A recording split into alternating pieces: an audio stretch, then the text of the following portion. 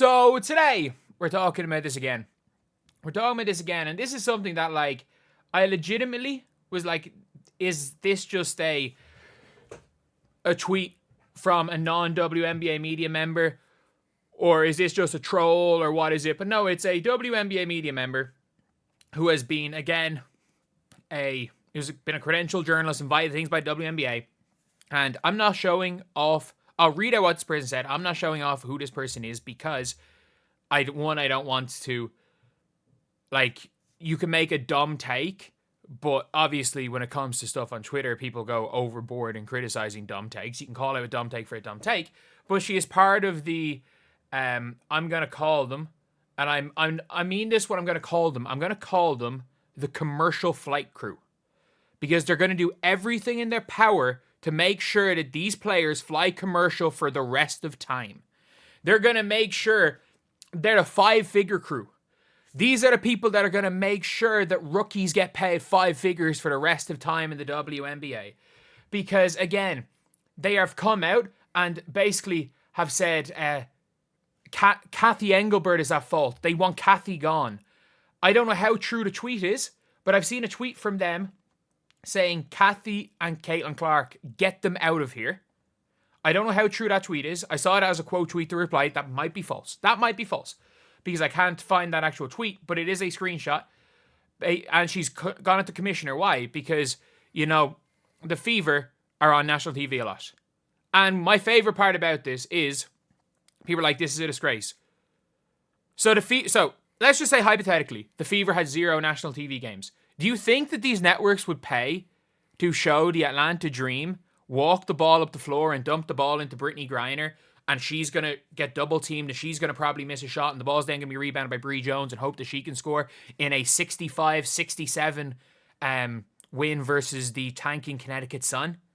Who the hell would ever want to watch that game? I'm being serious. Who would ever want to watch a 66-65 game? So, do you really think that if Caitlin Clark and the Fever played 0 national TV games, if they played 0, all that would mean is that every single team that they're playing in their 41 national TV games would not be on national TV? I'm not joking when I say that. Like, no matter what the network deals are, there are time slots. And if no one's going to watch the game, they're not going to put them into a time slot. There's not a finite amount of WNBA games guaranteed to be shown throughout the year on national TV, and they're picking and choosing other teams. If the Fever played 0, there'd just be less. And all the responses are, no one wants to nobody wants to see people chuck threes. Show me people that got versatile game, lock you up defensively, bring intensity to the game. She gets 5 times the amount of viewers. She is responsible. I'm not joking when I say this. She was responsible last year for like 30% of all viewers and all attendance. And you might be saying, oh, you know, it was because she was put on national TV. She was responsible for 30% of all attendance in the league. For all attendance. She plays on one team. And, like, seeing this from Rachel Demita stands up. How about people stop complaining and instead start supporting their favourite teams' players? Watch games, buy tickets, buy jerseys, buy merch, follow on social, tell your friends, throw a watch party, buy a league pass, start a podcast or fan page. The opportunities are endless. Because this has never been about basketball. These people do not care about basketball. I'm telling you, these people are quote-unquote sports media journalists. People have been given WNBA press passes that don't care about basketball and have never cared about basketball. It's not about basketball. And again, they're out there accusing this person has accused, I'm not saying, this person's accused the commissioner of the WNBA of being racist. Of only doing it because of Caitlin Clark's race. This person, not only, they should be as far as on every blacklist. Because that is, just in life, is one of the worst things you can accuse someone of. And that's why, like, in general, the only reason I'm saying this is because they've literally made that accusation. No matter what. It was like people are always complaining, it's like, oh, why do you not just say that it's because of race with Caitlin Clark? Because I personally am of the belief, no matter what people, just like when I criticize Angel Reese for not making layups at times, for if you guys literally watch Caitlin Clark's, and again, I think there's a lot of positive qualities to Angel Reese's basketball player. He's a good basketball player. But if you watch Angel Reese at the start of the year when they played the Liberty, the defense she played on Stewie, and you watch her towards the end of the year when she started double-double hunting, if you just watch the Fever versus the Sky, there are, I'm not joking, in Caitlin Clark's 31 points, 12 assists, there is at least 5 or 6 assists in some of Caitlin Clark's points where Angel Reese does not run back on defense. The ball's in the basket from the Fever players, and 4 of the 5 Chicago Sky players are under their basket inside the 3-point line, and one person is cherry picking, and that person cherry picking was Angel Reese. But if you point that out, you're a racist. So that's the thing. I have huge issues with that because it's making a basketball statement. So unless I'm 100% sure, I'm not going to accuse everyone else. Even if I'm 99% sure, even if it seems obvious, I'm not going to make that accusation because I at least think I'm a decent person to not call someone one of the worst things a person can be. But this one is literally in the quote. It is in the quote, and it's embarrassing. It is embarrassing. Like, are these people not embarrassed? Are these people not embarrassed to call themselves sports journalists? Are these people not embarrassed to call themselves, to say that they're people that are associated with a sport? Are these people not embarrassed? Are they not embarrassed? And I mean that. Because all that's going to happen with this is the ungrowing the league. And if all these people want, Caitlin Clark is gone. We see what happens with Unrivaled. Where, yes, there's a load of equity being put into Unrivaled at this point in time. Because people are hoping that eventually the league grows to the stage where it can kind of rival the WNBA. And the first year, the ratings weren't good, but there's still going to be money pumped into it because maybe by year 2, year 3 with the TV deal, they're going to be good. But if by year 3, the ratings of Unrivaled are exactly as they are right now, Unrivaled is not going to make it to a year 4. And the problem is that the reason why the WNBA have been able to negotiate their TV deals, the reason they've been able to do all this is because of the new fans brought in by Caitlin Clark. And the fact that a lot of them have stayed. The fact that a lot of those new fans have stayed. A lot of those new fans, whether it be got interested in watching basketball through watching Iowa and then started supporting their local team, outside of the New York Liberty and the Las Vegas Aces, who I'm going to give the 2 of those teams credits, they actually have like a fan base of more than a couple of thousand that will show up to games when Caitlin Clark is not there. Like, I'll give those 2 teams credit. But the fact we are looking at like real WNBA media, we are literally looking at people who are actually in the media trying to ungrow the game, and it is embarrassing. There is a quote that she said, Caitlin Clark ain't done SH1T but be white. That line alone should get you banned from ever covering the sport again. Like, obviously, you can say whatever the hell you want online. But if she is anything in the media, that is one of the worst things you can accuse someone of. Is without actually having anything to back it up, is say that. And that is one of the worst things you can say about anyone as well. Especially because you're talking about the commissioner, not about Caitlin Clark. That's one of the worst things you can say about anyone. And the commissioner doesn't fucking decide who is on national TV. Are you dumb? Are you actually dumb? How dumb are you? You are in the media. Do you have a brain cell? And I mean it. The commissioner does not pick who's on national TV. The networks do. Are you dumb? Are these people dumb? And I mean this. Are they not embarrassed? Are they not embarrassed by this? Because I'm sorry. That is one of the dumbest takes. That is dumb. And that makes me look like a genius. Because that makes my Bronny James, I have some of the worst Bronny James takes ever. I look like an idiot because of what I said. And I'll own it. I'll own it when I say dumb stuff. But they're doubling and tripling down on some of the most idiotic statements ever made. Ever made. Like, it's idiotic. And then they're not only doubling and tripling down on idiotic statements, they're doubling and tripling down on idiotic statements, and they're doubling and tripling down on idiotic accusations of one of the worst things you can accuse someone of being. These people are embarrassments. They're an embarrassment to the sport. They're an embarrassment to themselves. And any team that invites these people in, that allows these people to get media credentials, because again, the guy, rightfully so, who, like, what was it, told Caitlin Clark to make the heart gesture or something, got banned from Fever. Good. Any team that invites these people, these type of people, as credited journalists, you, as a team, you're an embarrassment. Any network that has these people working for them, you're an embarrassment. Any newspaper that has these people working for them, you're an embarrassment too. If you don't know out of naivety, okay. If they were there in the past, okay. But it is one of the most embarrassing things I've ever read.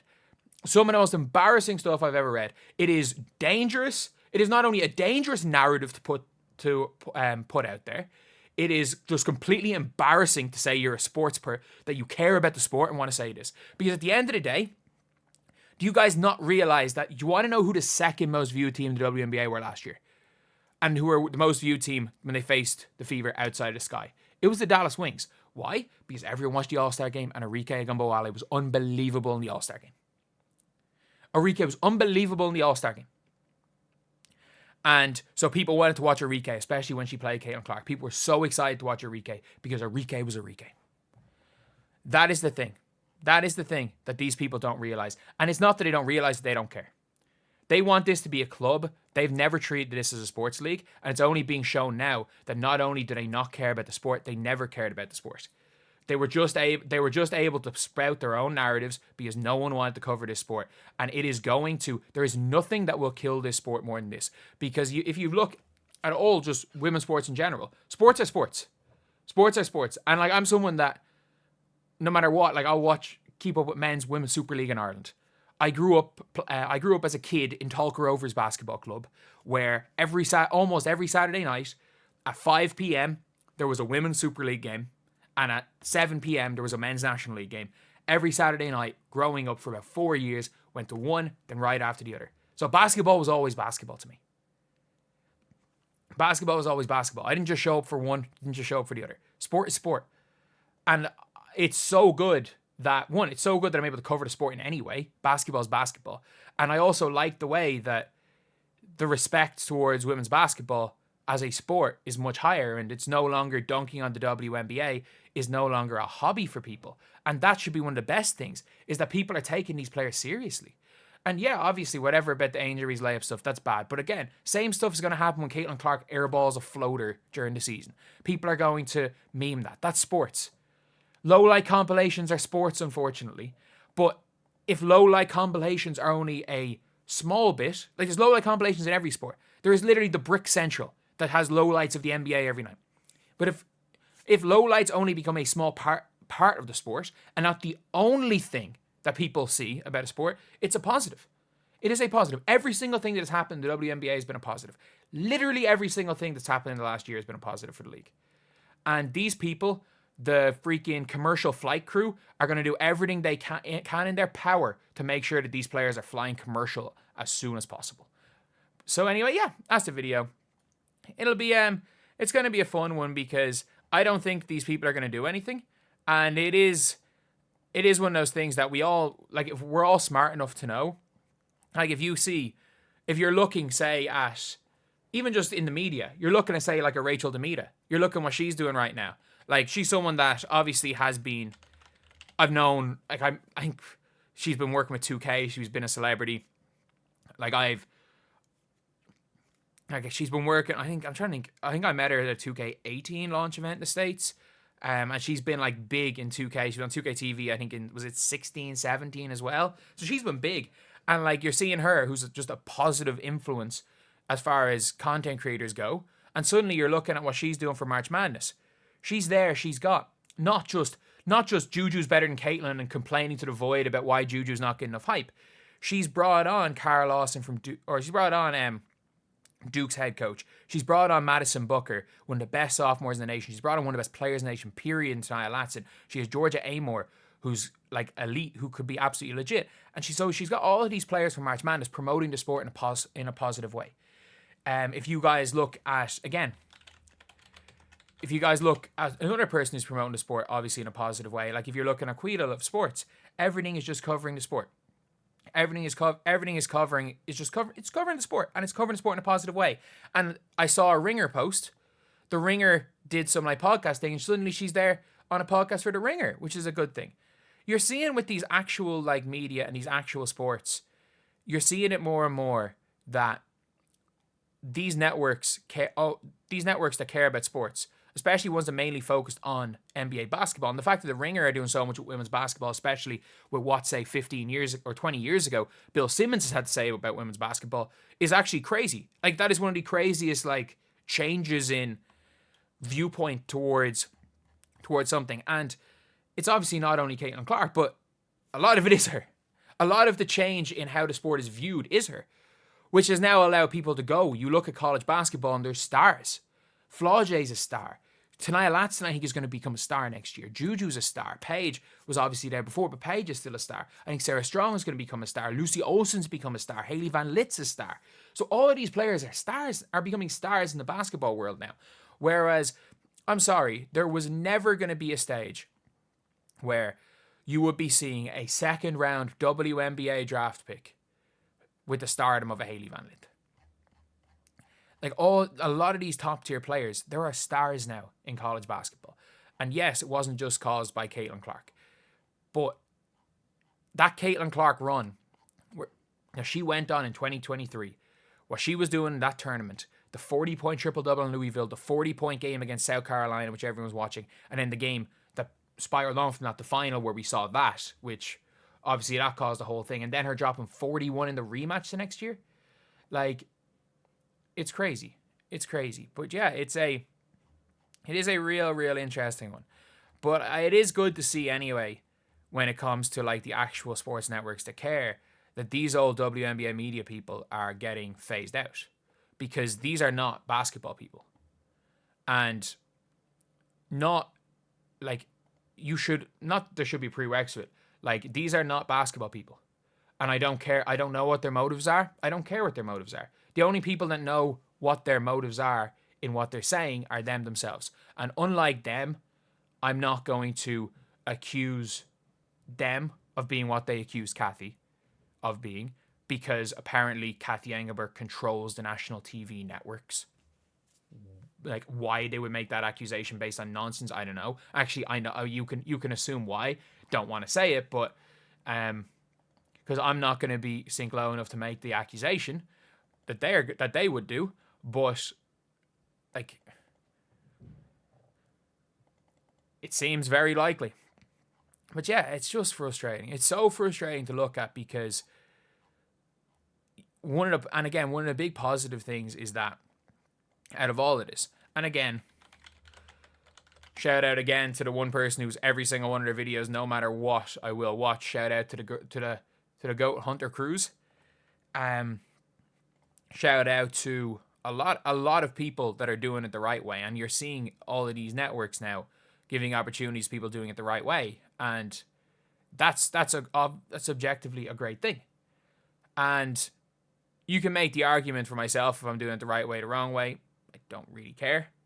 Like, I'm very much I talk into the void. Like, that's what I like to do. I'm basically unfiltered. I talk into the void, and I have, like, you may agree, you may disagree with what I say, but at the end of the day, it is what it is. If you disagree, cool. If you agree, cool. My goal is not to work with any of these networks. I'm from Ireland. I live on the north side of Dublin, and I never plan on leaving the north side of Dublin. So stuff like that is not a possibility for me. But yeah, so, and that is, again, one of the positive things with all this, is that these type of people eventually are going to be gone. They're eventually going to be gone. The problem is that there is still the bit of a hangover from the old era where sport came. I'm not even going to say sport came second to the narrative. Sport came, if there's a list of 17 priorities these people have governing the WNBA, the actual sport came 17th. But yeah, it is one of those things where it's annoying looking at it. And is it a big deal? No. In the grand scheme of things, will it be a big deal? No. But is it a big deal right now? Yeah. It is. When you are seeing you are seeing these reputable news sources, or things that are meant to be reputable sources of news, not caring about the sport, and it's an embarrassment. It's an absolute embarrassment for every single person involved in that whole thing. But anyway, yeah, that is the video. Thank you guys for watching. Please like, comment, and subscribe.